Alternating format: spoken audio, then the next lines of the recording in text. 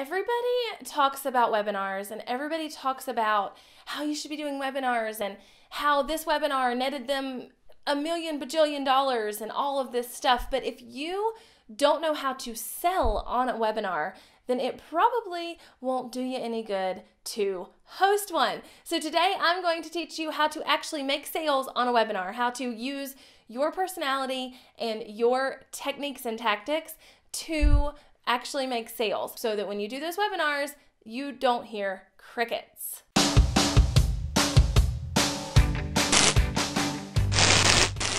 Howdy, and welcome back to my channel. I'm so glad that you're here. And if you really want to figure out video and content marketing so that you can grow a bigger, better business, make sure you hit subscribe because that's what I teach you. And if you need to learn it and that's what I teach, you should probably know when I put out a new video. And if you'll hit the bell, you'll get a notification every time I put out a new video as well. There's no excuse not to learn all the things that I teach. Now today, again, we are talking about how to actually sell on a webinar, not how to conduct one, not the tech behind it, although I do have things that you can watch where I teach you the tech behind the webinars and I teach you kind of a strategy behind a webinar. But today I want to teach you how to actually sell on the webinar. So I've got about 6 tips for you today, and I'm going to have you being a rockstar webinar salesperson in no time. So tip number 1 is to show your face. Show your face, y'all. I mean, really. I have been to webinars and I have been to evergreen webinars especially where someone is just jumping straight into a presentation and slides and they show a picture of themselves, but that's it.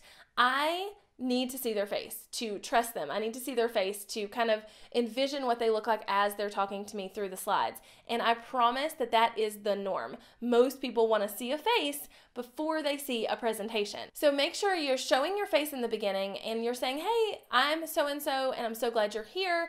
We're going to let a few people pop in and then we're going to get right onto it, blah, blah, blah, blah. And then probably show your face at the end as well. Now, I also show a picture of myself in the presentation and all of that. So just show your face. Show up and make sure people know who is hosting this webinar and how awesome you are. Tip number 2 is to teach the pants. Teach the pants off these people. Webinars cannot be fluff.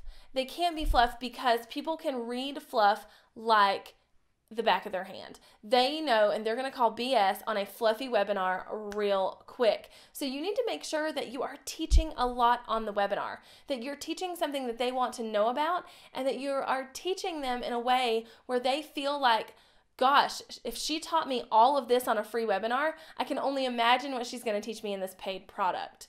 So make sure you are teaching like, whoa.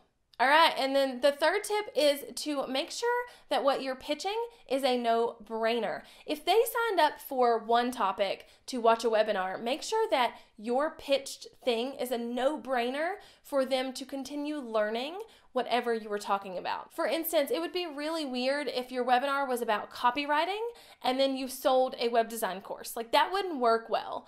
Or if your webinar was about Facebook Live videos and then you sold a Facebook ads course.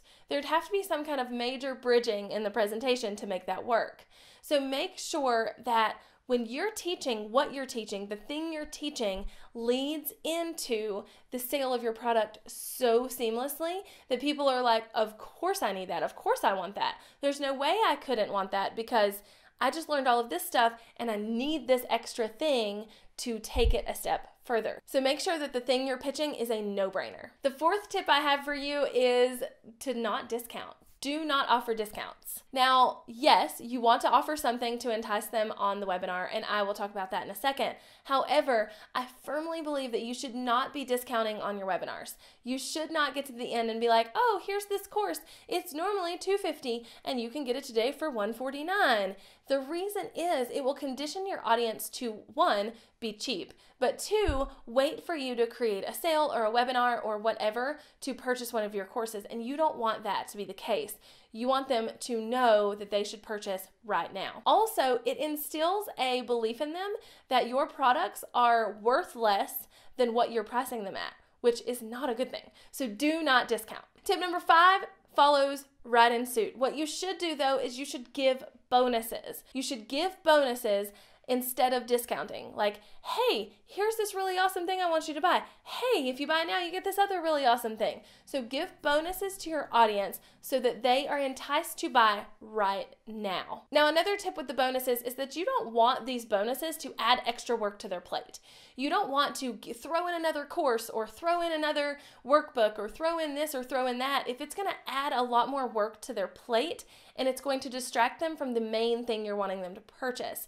So give bonuses that are complementary of the thing that you are selling and try not to overwhelm them. And then the sixth tip is to give time limits. Make sure that you're telling them that this offer expires in X amount of hours or that they can only get these bonuses right now on the webinar. Do time limits. That will help you sell probably more than anything because people are like, oh my gosh, I don't want to miss it. And if I wait 24 hours, these bonuses are gone. Why would I spend the same amount of money and not get the bonuses? Let me buy now. So make sure you offer some time limited sales or offers. And it could even be that the offer itself is also limited in time. You can only buy this course for the next 5 days and then the doors close or whatever. But make sure to implement time limits. Now, if you've thought about hosting a webinar for yourself and you just don't really know what you're doing or you've not really done it before, comment below and let me know what your struggles are. I'd love to hear them so I can help you be better at selling on webinars and doing webinars in general. And again, until next time, make sure you hit subscribe. Yo, I don't want you to miss anything else. I can't say that enough. Bye, y'all.